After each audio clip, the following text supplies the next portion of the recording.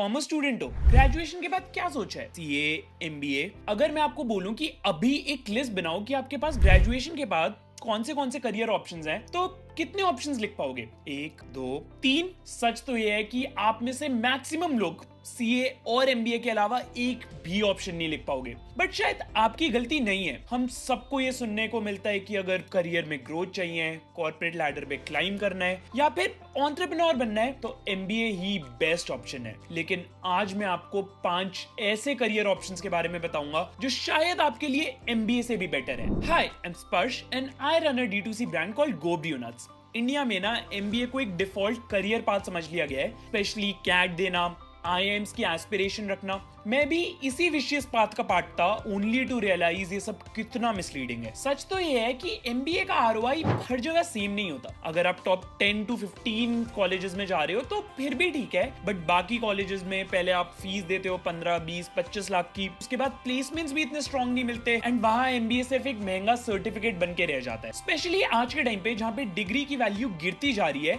And the fact that you need to have very strong reasons कि आप कोई भी डिग्री क्यों परस्यू करना चाह रहे हो अदर देन जस्ट प्लेसमेंट्स। एक और बात सोचने वाली ये भी है कि एमबीए को ना एक जनरलाइज्ड डिग्री बना रखा है हम लोगों ने, ना उसका करिकुलम पता है, ना रियल रीजन की क्यों करना है। आज इतने सारे करियर ऑप्शंस अवेलेबल हैं जो शायद आपके इंटरेस्ट्स को बेटर सूट कर सकते हैं, बट दिक्कत वही है कि शायद आपको उनके बारे में पता ही नहीं है। इस वीडियो में मैं आपको एमबीए के ऑल्टरनेटिव्स बताऊंगा, 5 ऐसे करियर और डिग्री ऑप्शंस जो आपको बेटर ग्रोथ दे सकते हैं एट लोअर कॉस्ट एंड जहां पे आपको एक फ्रेश पर्सपेक्टिव भी मिलेगा।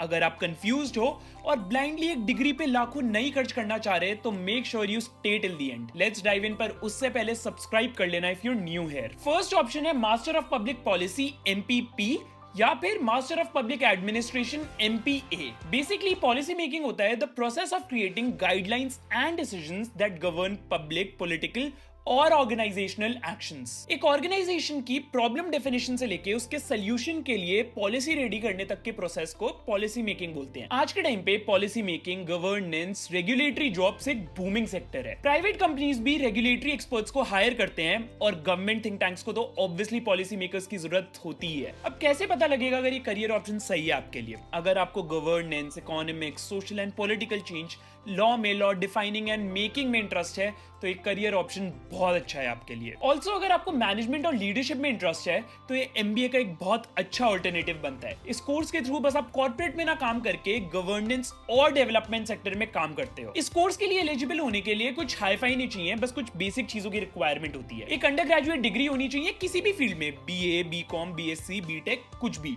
काफी सारी यूनिवर्सिटीज ये प्रेफर करती हैं अगर आपके पास social sciences, political science, economics का बैकग्राउंड हो आपके अंडर ग्रेजुएशन में, पर मैंडेटरी नहीं है। मिनिमम 50-55% एग्रीगेट होना चाहिए अंडर ग्रेजुएशन में, जो ऑब्वियसली ज्यादा नहीं है। काफी सारे अच्छे कॉलेजेस ये प्रोग्राम ऑफर करते हैं, like ISPP, Indian school of Public policy Delhi, Jinder school of Public policy, IIM Bangalore भी एक पब्लिक पॉलिसी कोर्स ऑफर करता है, काफी सारे और कॉलेजेस। एडमिशन मिलता है आपको through entrances like test net, JNU entrance exam, Ashoka entrance test. काफी कॉलेजेस अपने स्पेसिफिक एंट्रेंस टेस्ट भी लेते हैं एंड काफी सारे कॉलेजेस सिर्फ फॉर्म एंड इंटरव्यू पे एडमिशन देते हैं। इंडिया में इस कोर्स की फीस 8 से 12 लाख के बीच होती है एंड इसकी प्लेसमेंट्स काफी अच्छे होते हैं क्योंकि ये एक नीश सेगमेंट है एंड अगर आप इस कोर्स को ढंग से करते हो तो you can expect anywhere between 18 to 15 lakhs per annum. Public policy graduates बहुत डिमांड में है क्योंकि इंडिया एक हेवीली रेगुलेटरी एनवायरनमेंट बन चुका है, इसलिए ESG, सस्टेनेबिलिटी, गवर्नेंस जैसी स्किल्स बहुत डिमांड में है, तो इस करियर ऑप्शन को ढंग से एक्सप्लोर जरूर करना। देन सेकंड ऑप्शन है MSc इकोनॉमिक्स या अप्लाइड इकोनॉमिक्स। MBA में आपको थोड़ा इकोनॉमिक्स पढ़ाया जाता है बट एक फोकस्ड इकोनॉमिक्स डिग्री की वैल्यू अलग ही लेवल की है। MSc इकोनॉमिक्स और अप्लाइड इकोनॉमिक्स एक पोस्ट ग्रेजुएट डिग्री है दैट डाइव्स डीपर इनटू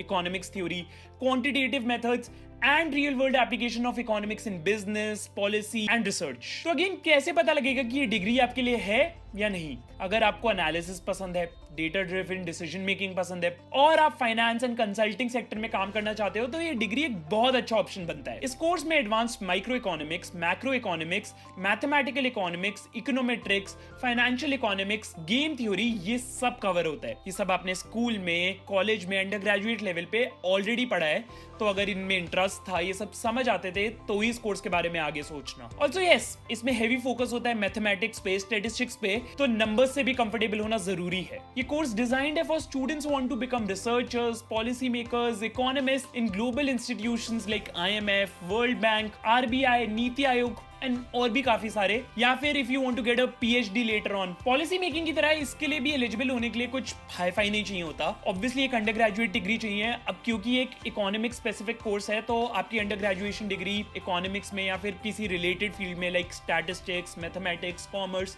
इनमें से किसी में होनी चाहिए। देन ग्रेजुएशन के टाइम पे आपका एग्रीगेट स्कोर 55 to 60% होना चाहिए, बट कोई टियर 1 कॉलेजेस 65 to 70% भी डिमांड करते हैं। इस कोर्स के लिए इंडिया में काफी सारे टॉप कॉलेजेस हैं like DSC, Delhi school of economics, Ashoka university है, then IGIDR, Indira Gandhi institute of development research Mumbai, then काफी सारे IITs एंड IIMs भी specific masters in economics offer करते हैं। टू गेट इन आपको एंट्रेंस देना होता है, DUET, Delhi University entrance test होता है, देन JNU जो JNU का एंट्रेंस एग्जाम है, देन ISI कोलकाता का एंट्रेंस टेस्ट होता है, और भी काफी सारे। इंडिया में इसकी फीस 1 से 4 लाख तक होती है, जो बिल्कुल भी ज्यादा नहीं है, इसलिए इसका ROI भी काफी अच्छा होता है, बिकॉज इकोनॉमिक्स ग्रेजुएट्स को banks, investment firms, consulting firms and top institutes like IMF, World bank, ये सब हायर करते हैं। ऑन एन एवरेज इस कोर्स की स्टार्टिंग सैलरी 8 से 12 लाख होती है। ओवरऑल इकोनॉमिक्स प्लस डेटा की नॉलेज बहुत हाई डिमांड में है, जो ये डिग्री आपको प्रोवाइड करती है। तो अगर इस सब में इंटरेस्ट है, तो इस करियर ऑप्शन को एक बार जरूर एक्सप्लोर करना। थर्ड ऑप्शन है CFA,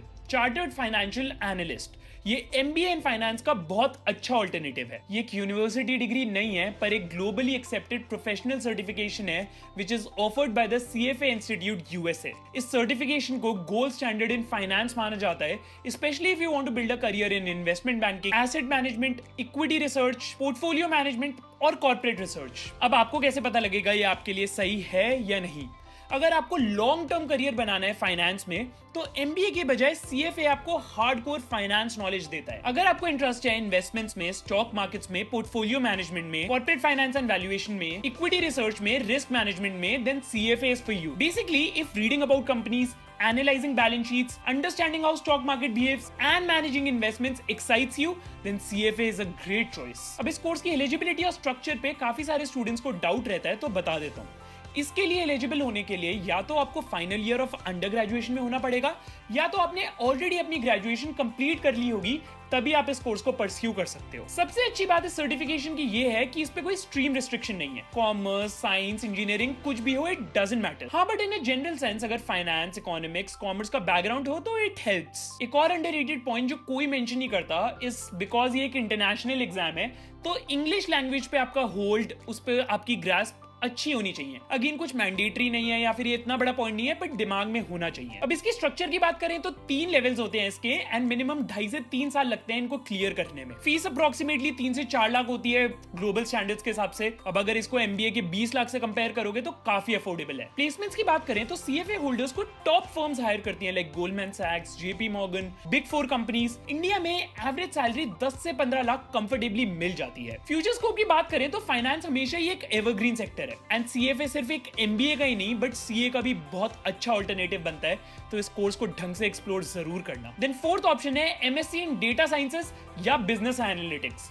MBA ग्रेजुएट्स भी ना अब इसी फील्ड में जा रहे हैं, क्योंकि हर कंपनी को अब डेटा ड्रिवन डिसीजन मेकिंग चाहिए। ये डिग्री फोकस करती है on using data, statistics and technology to solve real world problems. ये डिग्री एक fast growing data driven economy को पुश करती है। अब ये आपके लिए है या नहीं, खुद से पूछो। Do you enjoy numbers, patterns and logical problem solving? Do you get excited by data driven stories like Netflix recommending movies और Amazon predicting what you will buy? क्या आप घंटों एक्सेल शीट्स पे काम करना चाहोगे, पाइथन पे कोडिंग करना चाहोगे? इफ यस, देन ये आपके लिए एक अच्छा करियर ऑप्शन है। जो स्टूडेंट्स थोड़ा एनालिटिकल हैं, डेटा के साथ कंफर्टेबल हैं या फिर सीखना चाहते हैं, ये डिग्री उनके लिए है। अगर आपको MBA और टेक का कॉम्बो चाहिए तो ये बेस्ट ऑप्शन है। अब इसकी एलिजिबिलिटी की बात करते हैं। पहले तो ऑब्वियसली एक अंडर ग्रेजुएट डिग्री चाहिए computer science, engineering, mathematics, statistics, economics या ऐसी किसी रिलेटेड फील्ड में। देन मिनिमम मार्क्स आपके अंडर ग्रेजुएशन लेवल पे 55 to 60% चाहिए होते हैं।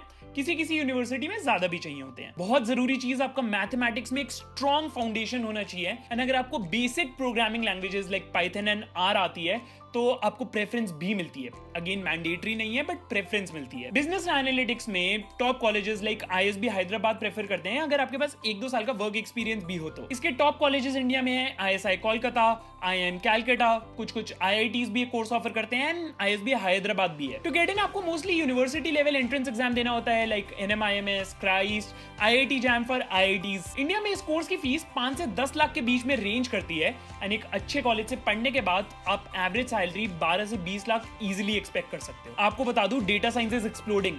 Marketing, finance, health care, consulting, हर जगह डिमांड है इसकी। तो इस कोर्स को भी एक बार ढंग से एक्सप्लोर जरूर कर लेना। Now last option, masters in entrepreneurship और एमएसएमई प्रोग्राम्स। अगर आप एमबीए एक एंटरप्रेन्योर बनने के लिए कर रहे हो, बिजनेस खोलने के लिए कर रहे हो, तो आप डायरेक्टली एंटरप्रेन्योरशिप में मास्टर्स भी कर सकते हो। ये प्रोग्राम्स अगेन बहुत सेल्फ एक्सप्लेनेटरी हैं कि आपको बिजनेस के बारे में सिखाएंगे from starting to running to growing a business. But इससे भी ज्यादा जरूरी एंटरप्रेन्योरशिप के बारे में सिखाएंगे, what it takes to become an entrepreneur, real case study से सिखाएंगे ये सब। अब किसके लिए ये प्रोग्राम्स? अगर आप श्योर हो कि आपको स्टार्टअप करना है, बिजनेस करना है या फिर इनफैक्ट फैमिली बिजनेस ज्वाइन करना है, तो ये बहुत अच्छा ऑप्शन है। इनफैक्ट अगर आप ऑलरेडी कुछ स्टार्ट कर भी चुके हो तो आप इन प्रोग्राम्स को फिर भी ज्वाइन कर सकते हो to expand your learning. But अगर आपको थोड़ा सा भी डाउट है ना कि आपको बिजनेस करना है या नहीं, तो फिर ये कोर्स मत करना। फिर एक ट्रेडिशनल एमबीए आपके लिए बेटर ऑप्शन है। इसकी एलिजिबिलिटी के लिए ज्यादा कुछ नहीं चाहिए बिकॉज ये एक मास्टर्स प्रोग्राम है, तो एक अंडर ग्रेजुएट डिग्री होनी चाहिए।